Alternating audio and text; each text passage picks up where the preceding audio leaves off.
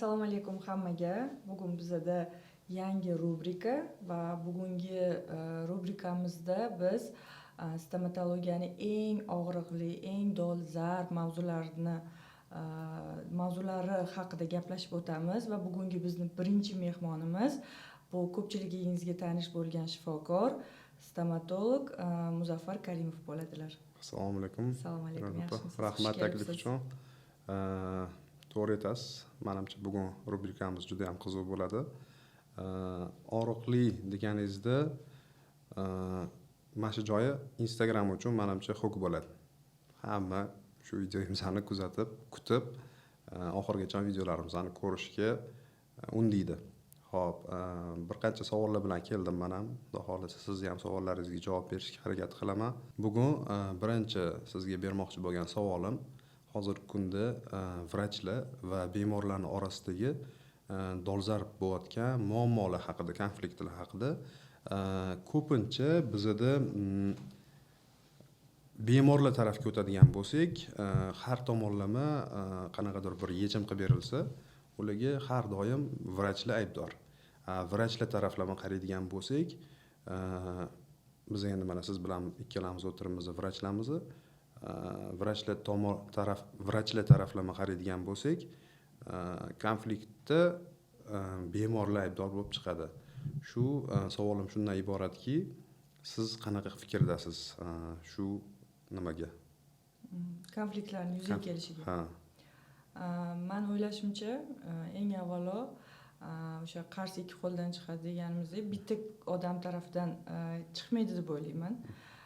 Muammo yuzaga keldimi, demak biz uni ko'rishimiz kerak. Nimalardir boshidan o'sha pasiyent bilan vrach o'rtasidagi qanaqadir bo'ladigan muolajani rejasi boshidan to'g'ri qilinmagan bo'lishi mumkin. Ya'ni o'sha stomatolog o'sha bemorga hamma narsani bo'ladigan, hozir qiladigan muolajasini ketma-ketligini, qanaqa vaziyatlar sodir bo'lib qolishi mumkin bu orada. Axir biz ham nima deydi, xudo emasmiz.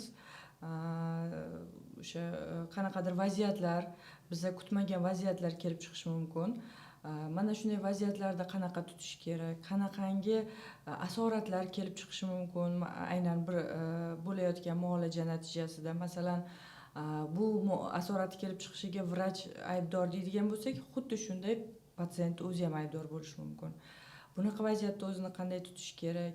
Umumiy 100% bu narsani oldindan aytib bo'lmaydi, lekin maksimal darajada shunga yaqinlashtirib, o'sha davo rejasini birgalikda aynan o'sha konsultatsiya jarayonida shu narsani ketma-ketligini nima deydi, bittalab ko'rib chiqish lozim deb o'ylayman. Bu ham ko'p narsalarni oldini olishga yordam beradi. Shunaqa bo'ladi. O'zingiz shu fikrlarga qo'shilasizmi? Nima deb o'ylaysiz? Nima uchun avvalo bemorlar shifokorning oldiga shubha bilan keladi? Nima deb o'ylaysiz shu masalada? Yuqorida aytib o'tgan gaplaringizga hammasiga qo'shilaman. To'g'ri aytyapsiz. Vrachlarda ham o'tishi mumkin ayb yoki bo'lmasam bemorlarda ham o'tishi mumkin. Qilib bergan ishingizdan keyingi ko'rsatmalarga amal qilmaydigan bemorlar bo'ladigan bo'lsa, vrach taraflama qaraydigan bo'lsak, обязательно bemorlarga aybni ko'proq foizi ularga o'tadi. Ikkinchi taraflama, men vrachlarning yonini olmoqchi emasman. Ikkinchi taraflama o'zimizda ham bo'lgan ошибкаlar bo'lishi mumkin. Xo'p, o'zimni klinik praktikamdan kelib chiqadigan bo'lsam, men ish faoliyatimni eng boshida ozgina shoshqaloqlik bilan yondashardim. Hozirgi kunga kelib, biron bir bemor kelib menga bir hafta yoki bo'lmasam 10 kunda mana shu ishlarni qilib bering deyotgan murojaat bilan kelayotgan bemorlarga hozir ham ularga aytaman, meni shoshirmaysiz. Sizni bu muammolaringiz bir hafta yoki 10 kun davomida bo'lib qolmagan, necha yillik muammolar. Bularni yechish uchun ham qisqa vaqtda biz bu muammolaringizni hal qilib bera olmaymiz. Chunki o'zingiz ham bilasiz, mana klinika rahbarisiz, 2 yil, 3 yil qancha vaqtdan beri ishlayotgan bo'lsangiz, klientovskiy bazangiz kengayib bormoqda. Hamma klientovskiy bazangizni bir vaqtda, ya'ni qisqa muddat ichida davolab bera olmayotgandursiz hozir. Jamoangiz bilan bir bemoringizni shogirdingizga yoki bo'lmasam terapevt vrachingizga berib, ularni davo rejasi avtomatik fizически успевать qila olmaysiz. Shunga yarasha biza shoshib ulardan maqsadimiz faqatgina pul ishlash emas, balkim ularga to'g'ri davolash rejasini tuzib berish va shuni amalga oshirish bo'lishi kerak hozirgi kunda. Men shu narsani hozir o'zimga maqsad qilib qo'yganman. Hammamiz baribir praktikamizning boshida ish jarayonimizdan kelib chiqadigan bo'lsak, baribir pul bu motivatsiya. Ishlaganimizdan keyin pul olamiz, yana daraja o'sishimizga nima qiladi? Hozirgi kunga kelib, men bir bemorni kamida 2-4 oy davomida reabilitatsiya qilyapman. Sifat jihatdan ham yaxshi, bo'ladigan davolash rejasidan davolash rejasidan keyingi bo'ladigan asoratlarni ham minimal nimaga tushirdik, shuni hisobiga. Men sizga to'liq qo'shilaman. Hozirgi kundagi ko'p shifokorlarga ham aytgan bo'lardim, shoshilmaslikni.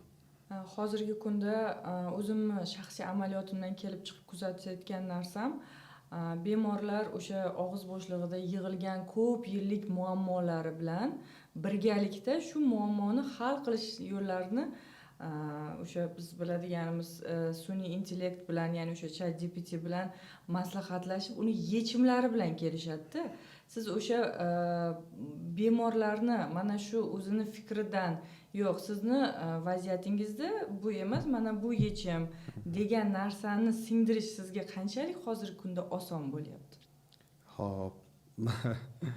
Bunaqa muammolar, to есть bunaqa bemorlar hozirgi kunda aktiv ko'paygan, bundan keyin daraja yana ko'payaveradi.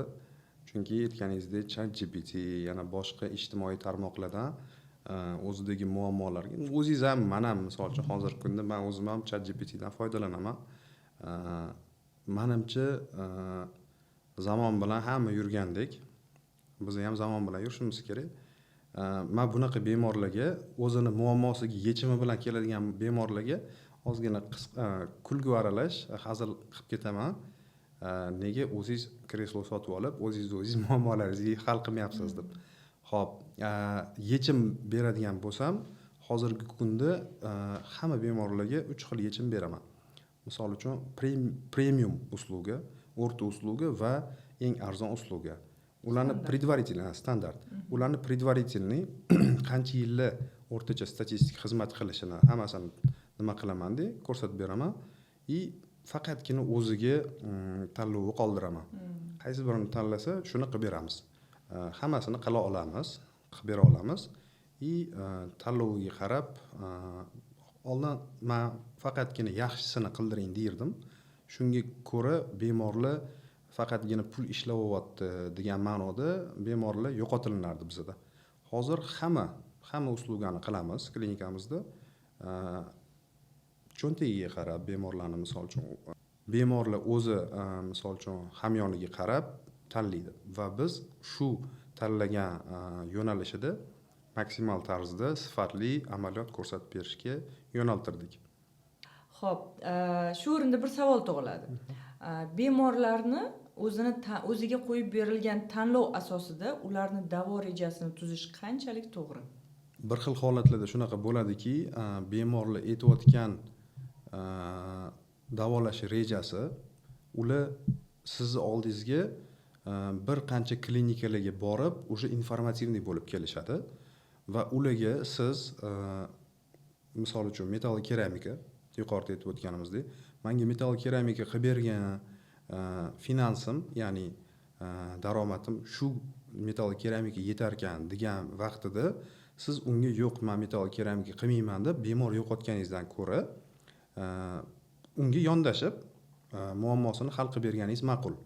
Hozirgi kunda Instagramda juda ko'p uchrayotgan holatlardan biri bu o'sha yosh shifokorlarimizni institutni endi tugatgan yoki bo'lmasa o'sha talaba bo'lib turib o'zlarini Instagram sahifalarini juda aktiv yuritayotgan, katta axlatlarni qo'lga kiritayotgan yoshlarimizni ko'radigan bo'lsak, ularda o'sha podpischik, ya'ni o'sha aytganda obunachilar soni juda ko'pchilik bemorlarda ozgina qanaqadir bir nima deydi, tanlovda adashib qolishlariga sabab bo'layotganday tuyuladi mengada. Masalan, bu degani Instagramda obunachisi ko'p degani bu tajribali zo'r shifokor deganimi? Nima deb o'ylaysiz shunga fikringiz?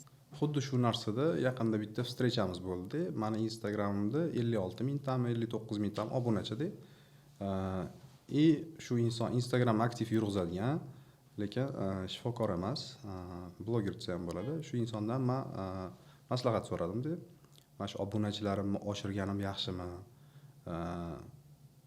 Misol uchun axvat jihatdan, menga prosmotr jihatdan desam, aka dedi, bu narsaga qiziqmang. Sizda dedi, obunachilar soni kam bo'lsin, lekin sifatli lead bo'lsin dedi. Sifatli auditoriya bo'lsin dedi. Maqsadli auditoriya bo'lsin dedi. Ikkinchi jihatdan boya aytib o'tganingizdek, yosh shifokorlar qaysidir tomonlama yurg'izishsin, Instagramini yurg'izishsin, chunki hammamizni rizqimiz bo'lay, sababini qilishimiz kerak. Instagramimizni yurg'izishimiz kerak, lичный brendimizni qilishimiz kerak.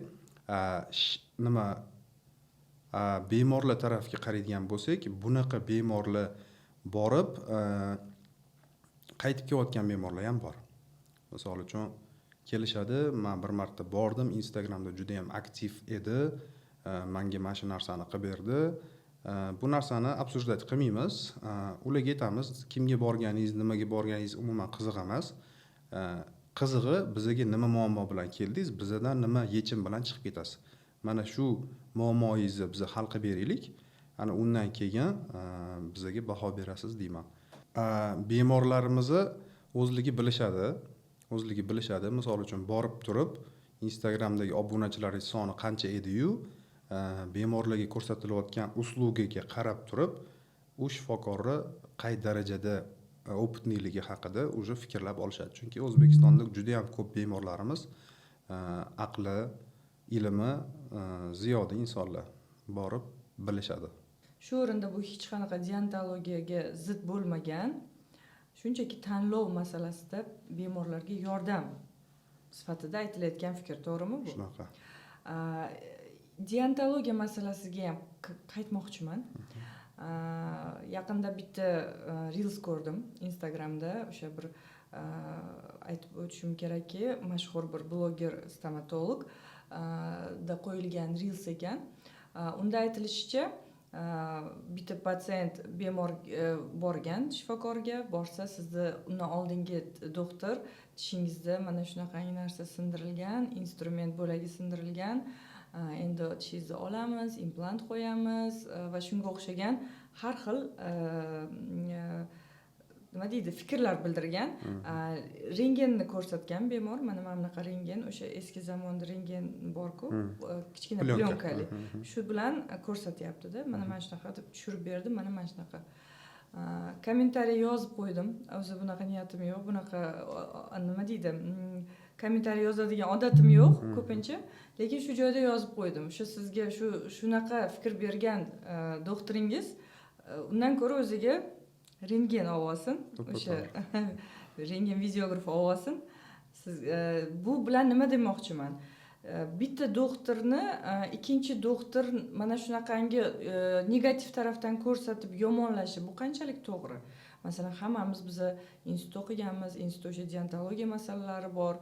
Demak, bu narsani boshqacharoq qilib tushuntirishni ham yo'li bormi?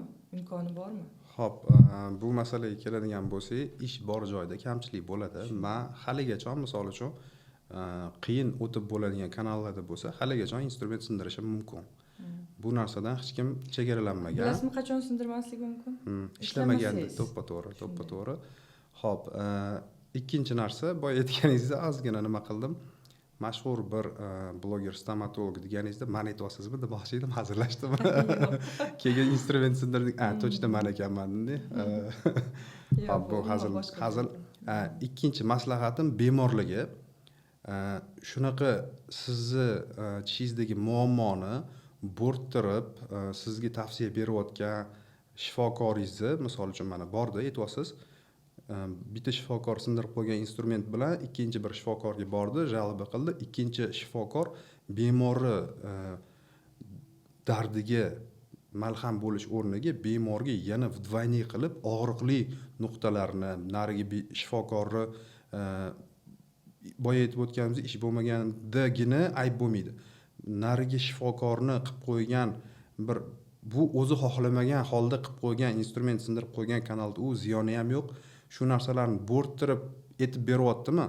Shu bemorlarga maslahatim yangi borgan vrachlarni bir oy davomida ko'rigiga yozilinglar. Sizni yaxshi narsa kutmaydi. U shifokor ham nimadir qilish ehtimoli bor.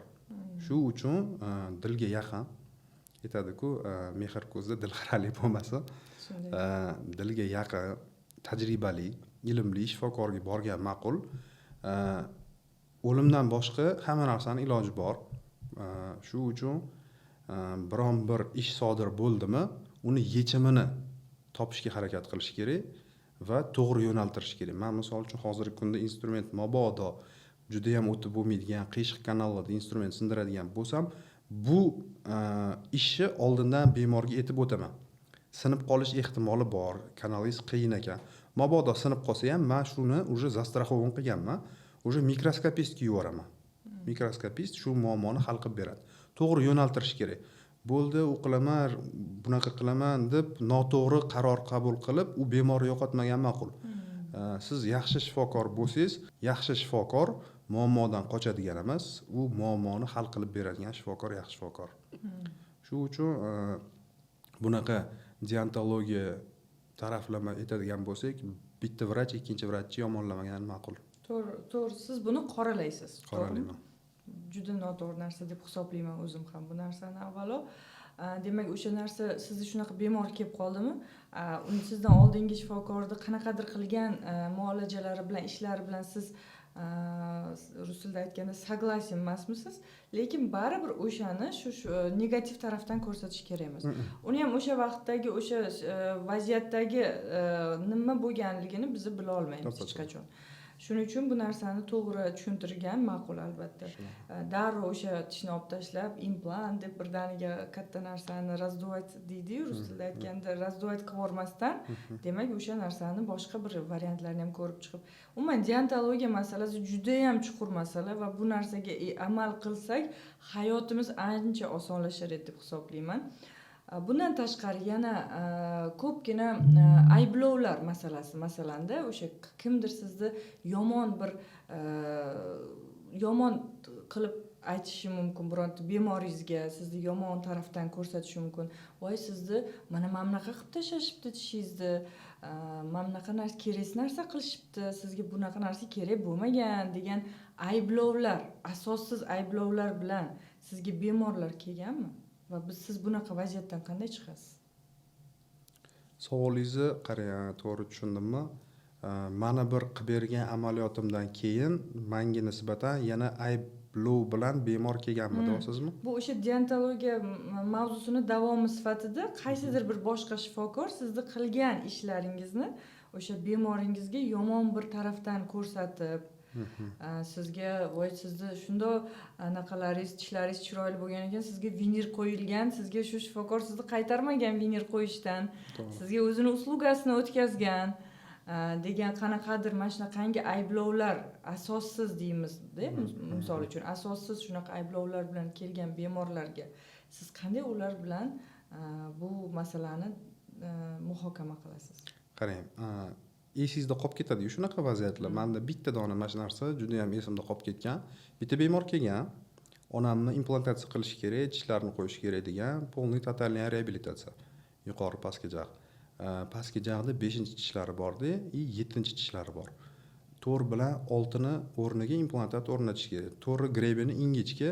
Men bemorga aytganman, bo'tga deganman, mini implantat qo'yish kerak yoki bo'lmasam kostная augmentatsiya qilish kerak. Kostная augmentatsiya qilsak, mancha vaqt oladi deganmanda, bemor shunda yo'q, menga osonroq yechimini qilib bering, mini implantat qo'yib bering degan. Xo'p bo'ladi deb, uni mini implantani qo'yganmiz, milkini o'stirganmizda, ana undan keyin 5-tishida periodontiti bo'lgan. beshinchi tishini man chet elga ketib qolganman. Periodontit bo'lganda yuzi shishgan.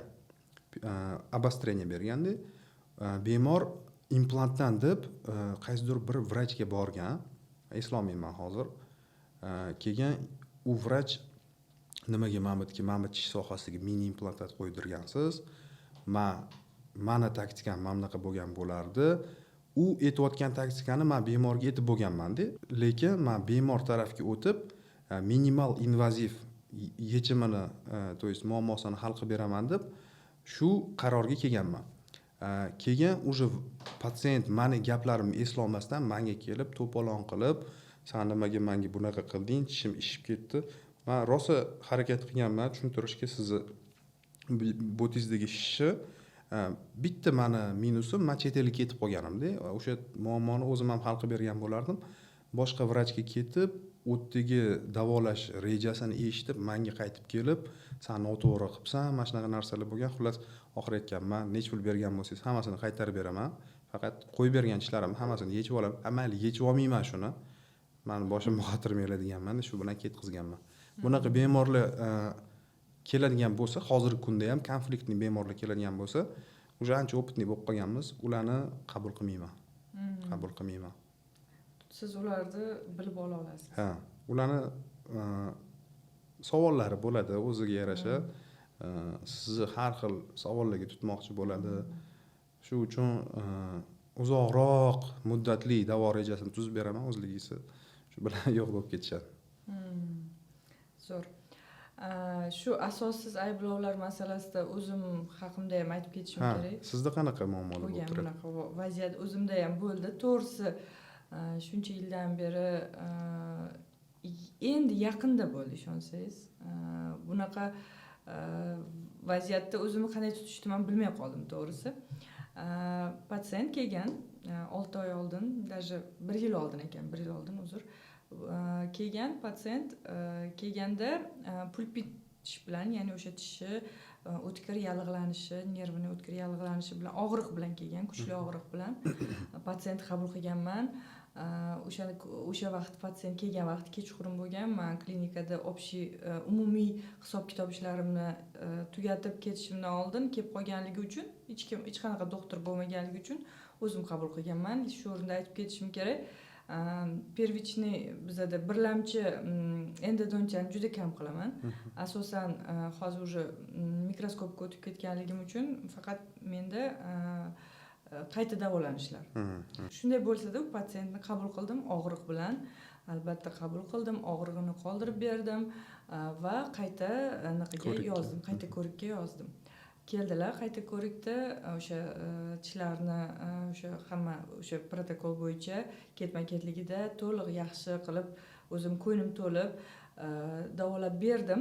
Faqat patsientni ogohlantirdim обязательно tartibda, ya'ni o'sha albatta siz bu tishingizga koronka qo'ydiring, chunki siz kelganingizda tishingizni juda katta qismi yo'qotilgan. Tish toj qismingizni asosiy qismi, demak 50% dan kam joyi qolgan. Devorlari qolgan, u ham faqat emal chegarasida juda katta anaqa bo'lgan. Ya'ni bu o'tkir pulpit bo'lmaganda, surunkali pulpit bo'lib o'tkirlashib kelgan bemorda. Og'rib qo'yib yorib yurgan. Shuni hisobda o'sha karioz kovagi katta, o'sha tishdan to'qimasi juda kam qolgan. Bemor darrov ogohlantirgan. Men davolab beraman. Men koronkaga tayyorlab beraman. Siz albatta bu tishingizga koronka qo'ydirib oling. Xo'p degan. Nimaga bu narsaga uverimman? Shu gapni aytganimga men shu darajada ishonchim komilki, sababi doim build up qilib beraman. Ya'ni restavratsiya qilib bermayman. Ataylab restavratsiya qilib bermayman. Чтобы patsient shu bilan yuraveradi deb. Build up qilib beraman. Shu 4 ta devorni tekis qilib build up qilib beraman. Aytganman, shunga bunga koronka qo'ymasangiz chaynolmaysiz bu tish bilan. Bu tish chaynamaydi. Xo'p degan. Og'riq qolib hammasi yaxshi bo'lib ketgan. Ketgandan keyin shu bilan oradan ancha vaqt o'tgandan keyin kelyapti bemor. Tishim sindi. Sizni aybingiz bilan siz davolab bergan tishim sinib ketdi. Yonida shu tishni qaradim. Qarasam, o'sha bu 47-tish edi. Men davolagan tish. Oldidagi 46-tish ham yarmidan sinib yotibdi. 47-tish ham singan. Bemorning fikricha, siz u qo'ygan plombangiz bu yonidagi tishimni ham qo'shib sindirdi.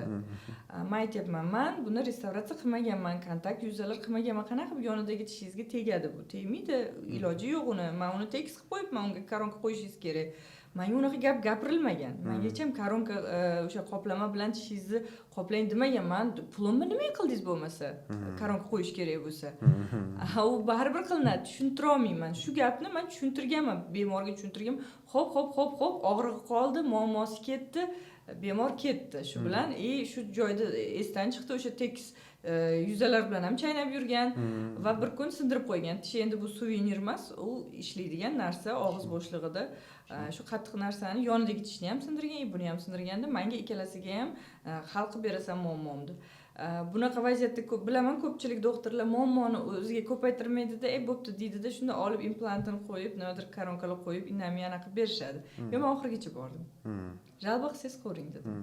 Mani aybim yo'q dedim. Kameralar bor, hamma narsa bor, hamma gaplarimiz tushgan. O'sha siz birinchi kelgan kuningizdagi gaplarimiz ham tushgan, kameralar hammasi bor dedim. Kerak joyingizga shikoyat qilishingiz mumkin dedim. Bemor ketdi, srazi o'sha kuni prezident portaliga telefon qilgan, shikoyat qilgan, menga chiqishdi, keyin hamma anketalarni, hamma narsasini taqdim etdim. O'sha tekshirishdi meni, hamma narsamni chaqirtirishdi, tekshirib berdim, yubordim, hamma narsani. Menga qiziq bo'ldi-da, nima bo'lar ekan? Chunki men o'zimda 100% aybim yo'qligini bilaman. Nima bo'lar ekan? Nima bo'ldi shu voqea? Keyin o'sha anaqa qilishdi menga, aybim yo'qligini bir nechta doktorlar ko'rib, chaqirtirib, tishni ko'rib, ekspertiza qilib ko'rishganda, bu aybi yo'q doktor. Koronka qo'ymagansan, nimaga bo'lmasa plomba qiladiki, menga koronka qo'yish kerak bo'lsa deb jahl qilgan. Endi u koronkadan oldin plomba qilinadi, ustidan koronka qo'yib olasan, tishning chuqur joyini ustidan qo'ymaysan u koronkani. Tushuntirishgan, tushunmaydi bemorlar. Shu narsani juda qattiq men uchun bu anaqa nima deydi? Dars bo'ldi. Shu juda qattiq dars bo'ldi. Bundan keyin masalan o'sha nima qilish kerak? Bundan keyin o'sha o'tirg'izib koronka qo'yib yuborish kerakmi, bilmayman. Nima qilish kerak? Mana shunaqa situatsiyalarda, mana shu vaziyatda nima qilsa bo'ladi? Xo'p, qiyin masalada. Bunaqa bemorlar juda ham ko'p. Yaqinda bir yaqin tanishimiz nimasi menga kelgan, mendan oldin yana bir o'rtog'imizga yuborgan shifokorga. Undan keyin menga kelib o'rtog'ingiz qilgan plombasi tushib qoldi degan, mendan keyin endodentistga yuborganmiz. Boya aytganimdek, qiyin o'tadigan kanallardan endodentistga yuborib, lecheniya qildirib kelsang, ustini o'zim tiklab beraman deganman. Endodentistga borib meni yomonlagan. Xullas, bunaqa bemorlar juda ham ko'p. Muammosini hal qildirib olmoqchi bo'ladi deb o'ylayman bunaqalar. Hozirgi kunda bunaqa bemorlarga konsultatsiya vaqtida biz rasmga olamiz, ko'rsatib, protokolni aytib beriladi. Misol uchun bitta tish miqyosida nerv olindi, mashincha summa, plomba qilindi, shtift qo'yildi, mashincha summa, undan keyin koronka qo'ydirishingiz kerak, mashincha summa, bemor tanlov qiladi. Hozir men koronkaga pulim yo'q. Xo'p, unda plomba qilib beramiz. Mashincha summa bo'ladi, mashincha summa ekonom qilasiz. Lekin bu tishingizda qattiq narsa tishlasangiz, xullas bir 3-4 marta qulog'iga quyaman. Protsedura vaqtida ham, protseduradan oldin ham, protseduradan ketayotganida ham aytaman. Yaqin orada sharoitingiz bo'lsa, koronka qildirib qo'ying. Чтобы kelajakda sindirib qo'ysa, kelib nima qo'yib bergan plomba sinmadi, ogohlantirmading demasligi uchun. O'sha uchun men 3-4 marta o'ziga aytaman, koronka qilmadimi, sindirib keldi, bo'ldi, уже yoki implantatsiya yoki уже tish olib tashlandi, implantatsiyaga sharoit bo'lmasa, kelajakda qanaqadir protez qilinadi, mostsimon, ko'priksimon protez qilib beriladi. Shu o'rinda meni ham sizga savolim bor. Ko'p hozirgi kunda estetikaga ko'p ayollarimizni bilasiz, urg'u qaratgan. Estetika deganda misol uchun yuz, lab, qosh, hamma narsasini qildirishadi. Shu o'rinda tish masalasi. Lekin tishdan oldin maishiy texnikalar, Dyson, iPhone shu narsalar birinchi o'rinda bo'lib qolgan. Mashina, uy. Bu narsaga nima deb o'ylaysiz? Tish muhimmi yoki bo'lmasam Instagramda chiqadi-yu, tish yoki Maldiv yoki tish yoki Dyson. Siz shu narsalarga qanaqa qaraysiz? Tish salomatligi qanchalik muhim insoniyatga? to'g'ri, hozirgi kunda qaraydigan bo'lsak, erkaklarimizda ham, ayollarimizda ham, umumiy qilib aytadigan bo'lsam, hozirgi zamon odamlarida o'sha estetika deganingizda o'sha narsalar bilan, ya'ni o'sha telefonlar bilan, qanaqadir bir maishiy texnika bilan qanaqadir, yo bo'lmasa o'sha qanaqadir yuziga qilinadigan muolajalarga ko'proq pul sarflanadi. Hattoki uni narxini qiziqishmaydi ham. Shundoq borishadi-da, shundoq olib o'sha muolajalarni necha pul desa, o'sha kosmetolog bitta inyeksiya qilib beradi-da, $300 desa indamay to'lab ketishadi. Nutish masalasida har bir narsagacha, даже anestetikning narxigacha qilishadi. Nima deydi? Tortishadi. Nimaga shunaqa bo'ladi deydigan bo'lsak, men fikrimcha qanaqadir bir maishiy narsalar ko'proq birinchi ko'rinadi ko'zga-da, darrov ko'rinadi. Ular o'sha natija yuzida. Unga ko'rinadi, o'shanga pul tikkisi keladi odam. Tish masalasida, og'iz bo'shlig'ida yillar davomida yig'ilib yotgan o'sha qanaqadir muammolar, bir kun qildirarman-da, lekin o'sha bir kun o'sha pulga kelib tortishadi. Shu o'rinda bitta hayotiy keys aytib ketaman. Bitta bloger, juda mashhur bloger keldilar qabulga, ko'rdik. U kishida hamma narsa bor. O'sha mashinalar endi noldan ko'tarilganlar, lekin biz ularni anchadan beri bilamiz, endi blogerlar hayoti yuzida-ku. Noldan ko'tarilganman deb gapiradilar o'zlari ham, noldan ko'tarilganlar hamma yoq bor, mashinalar, uylar zo'r. Uyda qo'sha nyanyalar, xizmatchilar, yana nimadirlar-da. Og'izni shundoq qarasam, og'izda 6 ta frontalniy, tepada 6 ta front tishlar pastda bor. Bo'ldi, jag'li yo'q tishlar. Qolganlari dam olishga uchib ketishgan. Qolganlari yo'q, og'rigan, bo'sh. Suyaklar shu darajada kichkinalashib, o'sha atrofiyalanib ketgan. Yosh, o'zimizday bor. Qarab turibman-da, men tushunmayapman-da, shunaqa darajada odamni ko'rinishi, tashqi ko'rinishi shunchalik zo'r bo'lishi mumkinmiki, og'izda tish yo'q-da, yosh ayolda. Hayron qoldim. Juda hayron qoldim bu vaziyatga. Ko'rganman, odamlarda o'sha tishlar masalasida qo'rqishadi yoki moliyaviy tarafdan imkoniyatlari bo'lmaydi, qildirmay yurishadi, lekin bu insonda bor hamma narsa. Qo'rqmaydi ham, hattoki bemalol keldi masalan, o'sha kelib shu odam ham chegirma so'radi-da, qiladigan umumiy ishidan chegirma so'radi. Demoqchi bo'lganim, insonlarda qadriyatlar qanaqadir o'zgargandek. Bu eng avvalo sog'liqqa yuzaki qarash boshlangandek. Tish bu faqat estetika emas, u funksiya, u bir vazifa bajarishi kerak. U sizni hayotiy organlaringizni ta'minlaydigan energiya manbai bo'ladigan qanaqadir oziq moddalarini maydalab berishi kerak. O'zini to'g'ri maydalab berishi kerak. Masalan, yaxshi chaynolmay yutish ham o'sha qanaqadir kelajakdagi muammolar. Endi men shu odamni tasavvur qildim. Yuzi shunchalik, ko'rinishi shunchalik go'zalki, ichi qanchalik to'kilib ketgan bo'lsa. Chunki eng avval ovqatni oldida chaynash, bu bilasiz, oldingi tishlar chaynolmaydi. Ularning vazifasi chaynash emas. Kesib olish faqat. Yaqin 2 yilda ular ham to'kilib ketadi. Shunaqa. Shuning uchun ham endi hozir bu kishi yosh, organizmlari yosh, qanaqadir kompensatorli mexanizmlar o'zini ishini qilyaptiki, shu inson shu kunga qadar yuribdi shusiz. Lekin o'sha kelib turib chegirma so'raganlar to'g'risi meni hayron qoldirgan. Ishonamanki 100% chegirma so'ramagan bo'lsa kerak. Ayyo, endi shunaqaroq shunday bo'lgan. Ko'p blogerlar shu barter asosida ishlashgan. Bunga o'zimiz ham aybdormiz. Ko'p sohadagi tadbirkorlar, ko'p sohadagi shu ish yurituvchilar o'zligi aybdor deb bilaman. Siz qilayotgan ishingizni, mehnatini, qadrini обязательно fiksirованный narxini qo'yishingiz kerak. Mayli sizni mehnatingizdan qanchadir chegirma bo'lsin, lekin siz qilib berayotgan ishingizni sizga bepulga texnik qilib bermaydi. Siz u texnik yasab bergan vinirlarni bepulga kleyini sotib olib, u blogerga yopishtirib bermaysiz. Menga kim kelsa ham minimalniy fiksirованный narx qo'yganman, shu materialniy расход o'zimga ham qoladigan qilib. Bo'yatganimda shu ko'p narsaga o'zimizni, ko'p tadbirkorlar, shifokormi, tadbirkormi, nima yo'nalishda bo'lgan bo'lsa, hamma tekinga reklama qilib ber, men senga shu narsani beraman. Mana shunaqa narsa sabab deb o'ylayman. Shu qadriyatlar hammamizni shu vijdonan yondashishimiz kerak. Kimnidir mehnatiga, misol uchun shifokor sizga qanaqadir mehnat qilib beryaptimi, bu mehnat обязательно qadrlanishi kerak. Bu mehnat обязательно bahosi nolga teng bo'lishi kerak emas. O'ylashimcha o'sha mana shu vaziyatda ham, ya'ni o'sha yuzamiz, estetikamiz zo'r, hammasi joyida bo'lib, mashinalar qimmat, mashina qimmat, uylar qimmat narsalardan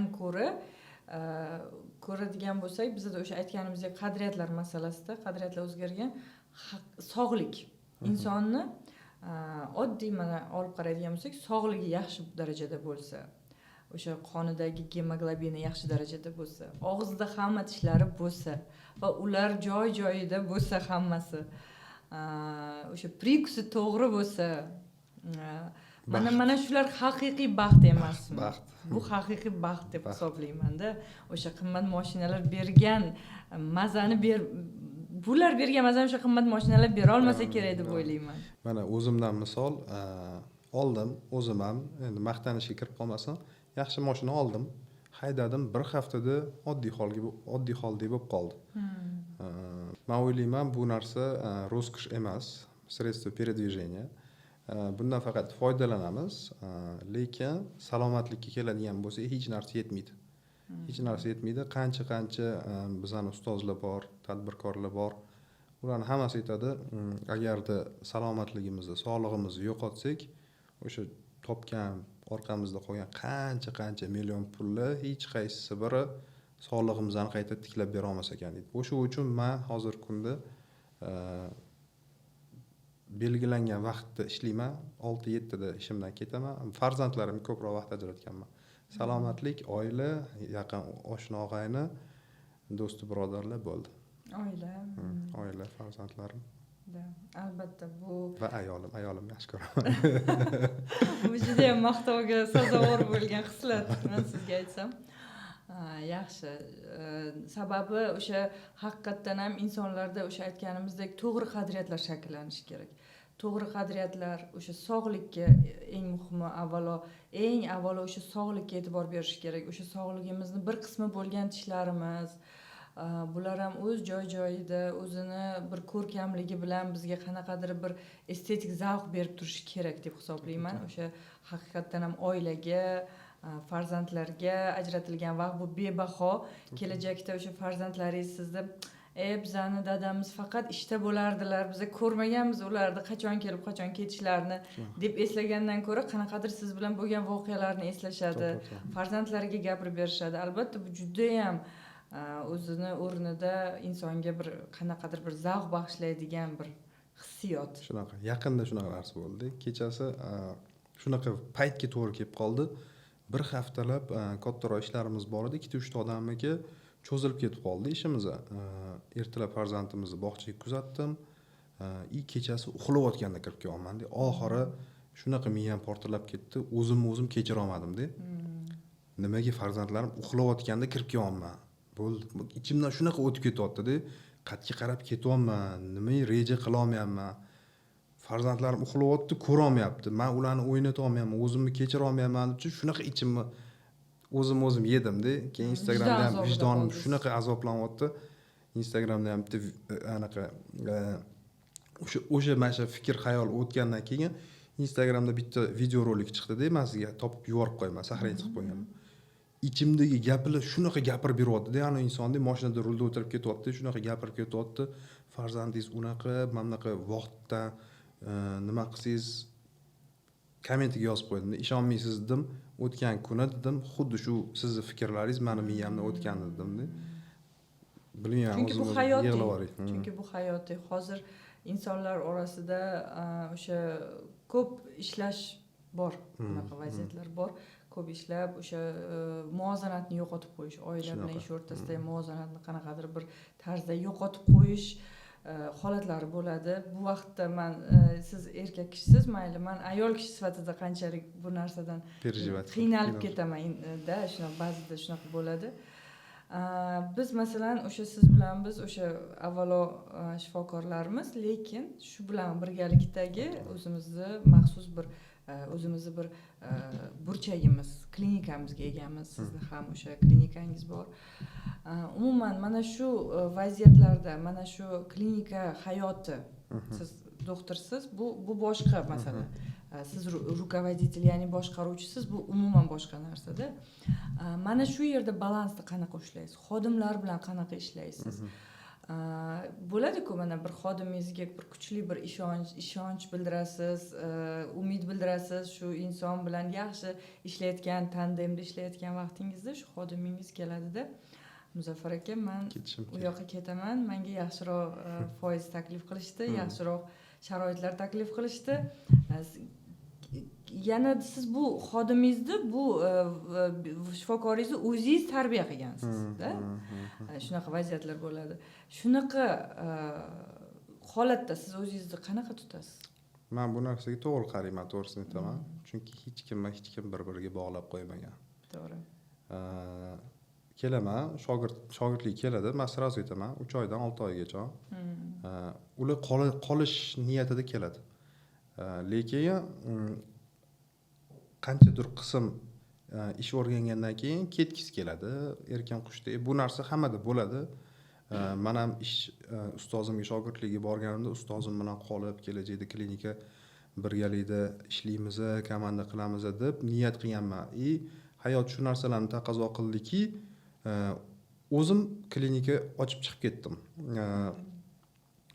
Aytmoqchiman, kelgan shogirdlar, ular qachondir baribir ketadi. Chunki boya aytganimdek, hech kimga boylab qo'ymagan. Hammamiz o'zimizga yaqin bo'lgan insonlardan ayrilamiz qachondir. Ota-onamiz bo'ladimi, yaqin birodarlarimiz bo'ladimi? Bu narsa hammamizga juda ham katta udar bo'lishi kerak emas. Juda ham katta udar bo'lishi kerak emas. Chunki bu sizni sindiradi. Sizni sindiradi, sizni ish faoliyatingizga ta'sir ko'rsatadi, energiyangiz so'nib qoladi. Qaysidir bir shogirdingiz bilan juda ham yaqin bo'lib ketdingiz, ertaga Xudo ko'rsatmasin taqdir ketib qoldi yoki bo'lmasam boshqa klinikaga o'tib ketdi. Siz ish faoliyatingizga, ya'ni bemorlarga ko'rsatayotgan nimangizga, uslugingizga ta'sir qilib qolishi mumkin.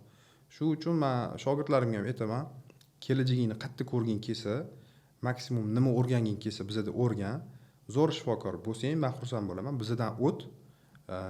O'zing klinika ochasan, xudo xolasa, kattalashtir. Klinika boshqaruv aytganingizdek oson emas. 3 yil davomida men klinika yurg'izayotgan bo'lsam, juda ham ko'p sinovlarga, juda ham ko'p o'rganishim kerak bo'lgan darsliklarga muhtoj bo'ldim-da. Hozirgi kunda ham men juda ham ko'p tadbirkor ustozlarni kurslariga boryapman. Klinikani rivojlantirish, boya aytganingizdek, vrachlik alohida tema, bu yoqda klinika rahbarlik alohida tema. To'ppa-to'g'ri aytdingiz. Shu uchun boya aytganimizdek, ilm o'rgansak, menimcha vrach, ya'ni meditsina sohasida butun umr davomida ilm o'rganib yuraveramiz.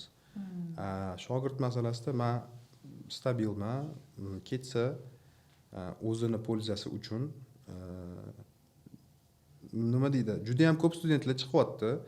Sizni rizqingiz, siz bilan kim ishlashi, hammasini vaqti o'zi yozib qo'yilgan. Sizni qaysidir shogirdingiz, yaqin shogirdingiz qanchadir vaqt siz bilan ishlaydi. Yana boshqasi keladi, mana shunaqa ketaveradi. Bog'lab qo'yilmagan, даже o'zingizni misol uchun yaqin jigaringiz, opangizmi yoki akangizmi bitta shifoxonada ishlayapsizlar, nimadir to'g'ri kelmasligi mumkin. Bu stabil, normal holat deb o'ylayman. Shu uchun hech qanaqangi bir siqilib o'tirmaslik kerak. Sizga 100% qo'shilaman. Haqiqatdan ham o'sha hech kim bizaga bu dunyoga yolg'iz kelamiz va yolg'iz ketamiz degandek, hech kimni bizaga bog'lab bermagan avvalo.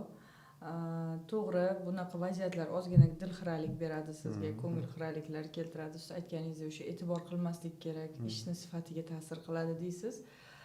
Bu masalada erkaklar zo'r, emotsiya tarafdan zo'rda, ayollarga qiyin ozroq, no? Nima deydi, qandaydir qilib bir balansni topsa bo'ladi. Hozirgi kunda bozorda narxlar kesimida qaraydigan bo'lsak, qo'pol qilib aytganda, masalan, oddiy implant narxini ko'radigan bo'lsak, shunday narxlar taklif qilishadiki, bunaqa arzon narxdagi implant bormikan deb o'ylab qolasizda. O'zingiz masalan o'zimizni shaxsan bizani klinikada qo'yiladigan implantlar bilan solishtirmayman, to'g'ri, hamma implant bizda bo'lishi mumkin emas. Bizda yo'qlari ham bor, lekin shunchalik arzon narxlarki, keyin bilsak o'sha bizni klinikamizda ham bor o'sha implant, lekin ular shunaqangi kritik past narx berishadiki, bu o'zini implanti o'zini narxidan ham pastda. Shunaqa vaziyatda klinika nimadan tejaydi? U qanaqa qilib foyda ko'rish haqida gapirmayman. O'sha nimadan tejaydiki, implantni o'zini narxidan ham past narxda qo'yib berishlari mumkin.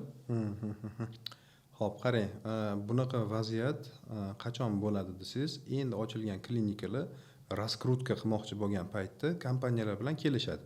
Kompaniyani enlik summa o'zini narxi bo'ladi-da, narxini misol uchun chetdan olib kiradigan narxi, bu yoqda vrachga sotadigan narxi demping oshyapti. Vrach bilan kompaniyani orasida shunaqangi kelishuv bo'ladiki, sen bizga deydi, ozgina muddat narxini tushirib ber, biza klinikani raskrutka qilib olaylik, keyin sekin oshirib berasan deydi. Kompaniya shunga majbur bo'ladi, vrachga sotilgan narxidan o'zini narxiga tushiradi, u klinikaga beradi. Endi kollektivaga keladigan bo'lsak, aytayotgan nimamiz, narx arzon bo'lgani sababli juda ham ko'p bemorlar u yoqqa boradi, implantat o'rnatishadi u klinikada. Bu yoqda sifatga emas, songa ahamiyat oshgandan keyin va tabiiyki sifat buziladi. Ular implantatsiyasini qayta periimplantatsiya orada bemorlar jabr ko'radi. Ular nima foyda, klinika nimadan foyda qiladi desangiz, implantdan marja olmaydi, ustidagi koronkasidan foyda qiladi. Klinikani nomini misol uchun ozgina raskrutka qilib oladi. Keyin shu boyagi kompaniya bilan birgalikda uzoq yil davomida implantatni shu klinikada qo'yiladi deb olib ketaverishadi. Narxini kompaniya 1 yildan keyin misol uchun o'zaro shartnomasi bo'lishi mumkin. 1 yildan keyin men senga mashacha narx qilaman, mamachadan keyin senga shunaqa narx qilaman. Faqatgina orada jabr ko'radiganlar bemorlar bo'ladi. Men izначально o'zimga maqsad qilib qo'yganman, biron bir bemorimga implant qo'yadigan bo'lsam, shu implantni xuddi o'zimga, onamga, adamga qo'yadigandek qilib qo'ying. Hozir ham misol uchun ko'p bemorlar keladigan bo'lsa, narxi mana bitta shunaqa ekan-ku deydi. Men aytaman, narxida talashmang, menda sifatida talashing. Sifatida talashing, men sizga shunaqangi qilib qo'yib beray. Ertaga qanaqadir muammo bo'ladigan bo'lsa yoki bir boshqa vrachga borib ko'rsatadigan bo'lsangiz ham men uyalmay deb nima qilaman.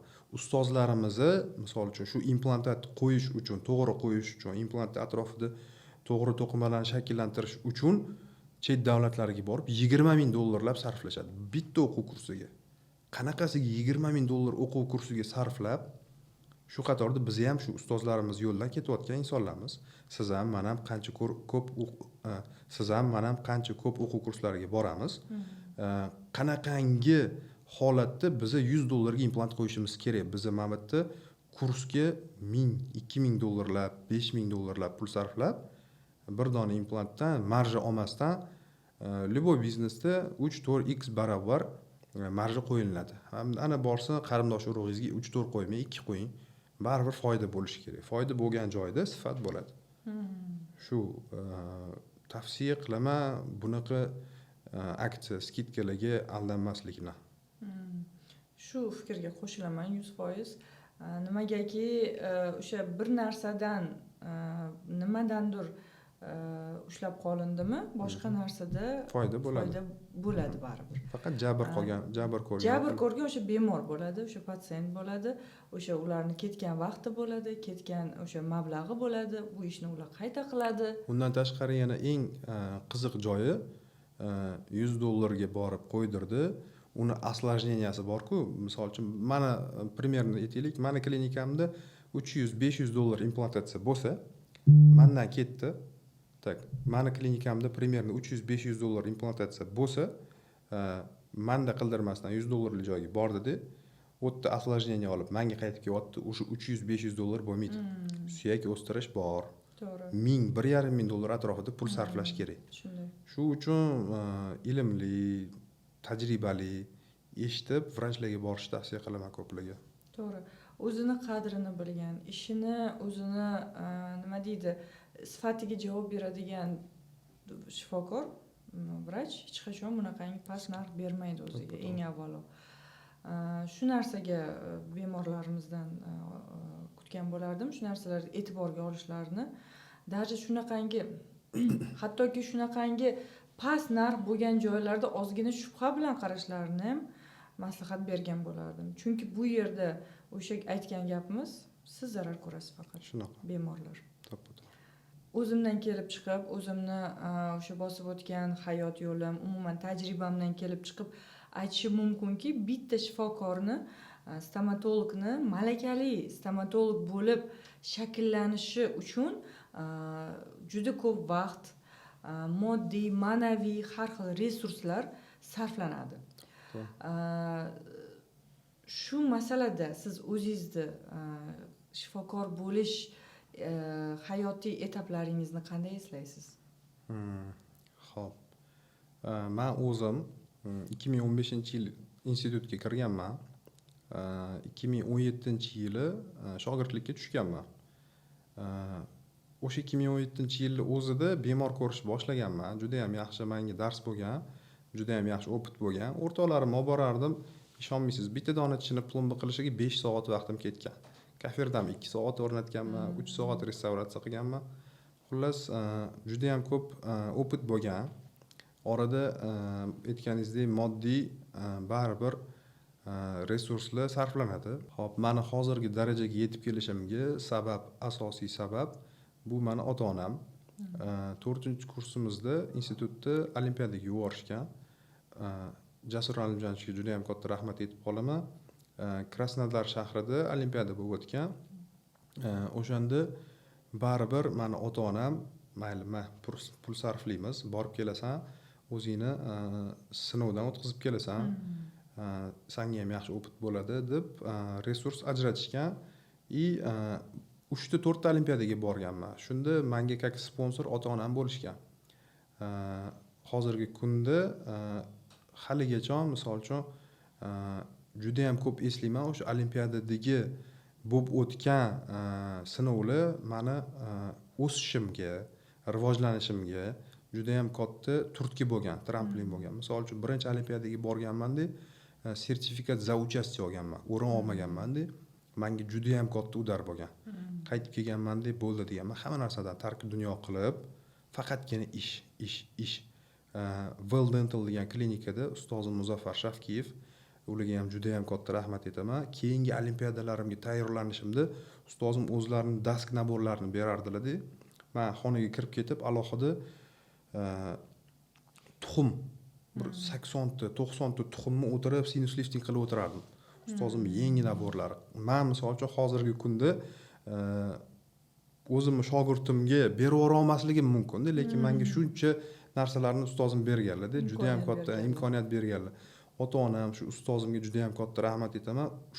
Shu insonlar sababli biz mana shu darajaga yetib yuribmiz. Olimpiadalar sabab juda ham ko'p kitoblar o'qiganmiz, Moskovskiy kitoblarni o'qiganmiz. O'tdagi endi talabalarga borib bellashish o'zi emas. Ularning darajasiga chiqishingiz kerak. To'g'ri. Ularning adabiyotidan o'qishingiz kerak. Shu sabab aytmoqchiman, stomatolog bo'lib qolish oson emas. Stomatolog bo'lib davom etib ketish oson emas. Bemorlar bilan ishlash, ilmimizni oshirib borishimiz kerak. Hozirgi kunda juda ham ko'p tadbirlar bo'ladi, master-klasslar, leksiyalar bo'ladi. Men o'zimni hozirgi kunda yo'nalishimda barchasiga qatnashishni niyat qilganman. Hammasiga borib ozgina 5%, 10% nimadir yangilik olsam, amaliyotimda shu narsani tatbiq qilib ishlab ketaman. Shu o'rinda sizga savol bermoqchiman. Men misol uchun o'zim sonda gaplashadigan bo'lsak, 60 ming, 70 ming dollar shu обучениялаrimga sarflagan primerniy o'zimni hisob kitobim bor. siz qancha обученияларingizga sarflab borgansiz? Shu narsa juda ham qiziq. Menimcha obunachilarga ham bu narsa qiziq bo'lsa kerak. To'g'ri. Umuman pul haqida o'zi gapirishni o'zimga yoqmaydi, to'g'risi. Lekin kelajak kelayotgan stomatologlarimizni qo'rqitish uchun emas, shunchaki ularga bir motivatsiya sifatida aytib o'tsak bo'ladi. O'zim avvalo stomatologlar oilasida dunyoga kelganman. Ota-onam stomatolog bo'lishgan. Bir umr mana shu narsaning ichida, shu rus tilida aytganda shu kuxnyaning ichida varilis deydi-yu. Shu kuxnyaning ichida katta bo'lganmiz. Demak, o'sha qanaqa ular gaplashadi, qanaqa kasal ko'rishadi, qanaqa qilib o'zini tutish kerak, bu narsalarni o'sha institutga kirmasimdan oldin boshlangan. Stomatolog bo'lib tug'ilganman deng. Shunday desak ham bo'ladi. Chunki o'sha yoqda o'tirardik, ularni kutib, boshqa qilib. Endi umuman o'sha vaziyatda, o'sha atmosferani ichida bo'lganman har doim. Bo'lganman, ulardan avvalga o'rgandim ko'p narsalarni, keyinchalik o'sha ustozlarim bilan birgalikda davom ettirdim.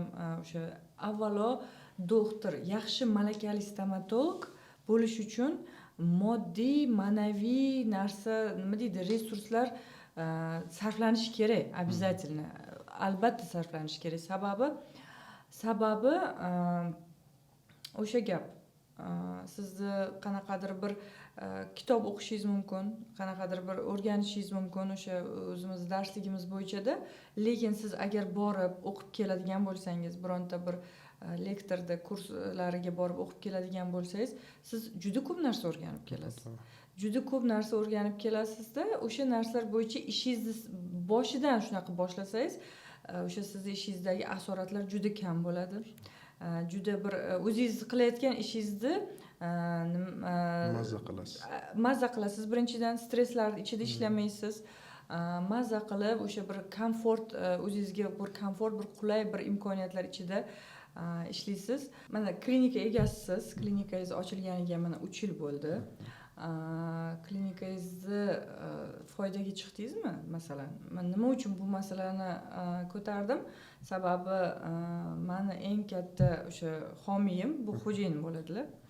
O'sha klinikamizni o'sha 250 kvadrat joyini ochib, jihozlab, mana shu joyda ishlaysan deb berganlar menga. O'sha aytadilar-da, 500 million ketdi deydilar-da. O'shandan oshgandir ham уже deydilar-da. O'shancha mablag' ketdi bu joyingga deydilar. Endi men o'sha o'zim xohlaganimdek hamma narsani o'zim xohlaganimdek qilib olganman. O'sha apparaturalarni, o'sha ustanovkalarni hammasini o'zim xohlaganimdek yaxshilarini xohlab olganman. O'sha mikroskoplarim bor. O'sha shu masalada demoqchi bo'lganim, siz masalan klinika biznesi bilan shug'ullanish qanchalik real? Bundan foyda topib bo'ladimi? Mana siz mendan oldinroq ochilgansiz. Siz foydaga chiqdingizmi? Yo'q. 3 ta yo'q deyman. Hali foydaga chiqmadim. Mana 3 yil bo'ldi. Foydaga chiqish niyatida ustozlarning darslariga borib o'qib yurimiz deb aytayapman. Qancha pul ketdi degan bo'lsangiz, qancha pul bilan boshlaganimni aytib beraman. $7000 bilan klinikani stroykasini boshlaganman. Lekin hozirgi kunda qancha pul kirib ketdi deganga bitta misol qilib aytaman. Bitta uzun bir tog'ora. Tog'ora oxiri yo'q, chegarasi yo'q. Qancha pul solsangiz, tubi yo'q. Qancha pul solsangiz shuncha kirib ketaverar ekan. Zamon bilan hamnafas bo'lib, yangi оборудованиялар olib ishlayman desangiz ketaverar ekan. Где-то menda ham 300-400 ming atrofida pul ketdi. Oxirgi katta xaridim skaner bo'ldi. Ofitsialniy saytida 49,000 euro turadi. O'sha skanerni olganman. Hisobim bo'yicha menimcha hali beri plusga chiqa olmaymiz yaqin 2-3 yillikda. No, xudo xolasa kelajakda nima uchun necha yillik, 10 yillik stomatologiyalar haligacha ishlab yuribdi degan maqsadda biz ham ish yuritishimiz kerak, rivojlanib yurishimiz kerak.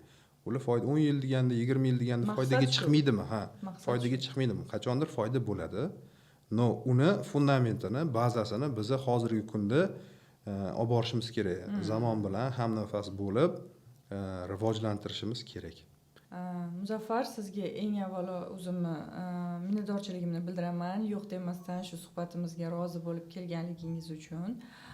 O'ylaymanki, bu suhbatimiz avvalo bemorlar uchun, patsientlarimiz uchun manfaatli bo'ldi. Qanaqadir xato kamchiliklari bo'lsa uzr so'raymiz. Agar qaysidir mavzular, sizni qiziqtirgan mavzular bu yerda ko'tarilmay qolgan bo'lsa, kommentariyada o'sha belgilab ketsangiz, albatta javob berib o'tamiz. Rahmat Iroda opa, juda ham samimiy suhbat bo'ldi deb o'ylayman. Obunachilarimizga ham, bemorlarimizga ham menimcha yoqadi degan umiddaman. Sizga juda ham katta rahmat. Bundan keyingi suhbatlaringlar menimcha bundanda rivojli bo'ladi, bundanda qiziqarli bo'ladi. Aytib o'tganingizdek, qanaqadir savollar qolib ketgan bo'lsa, kommentariyada yozib qoldiringlar, albatta javob beramiz. Salomat bo'linglar.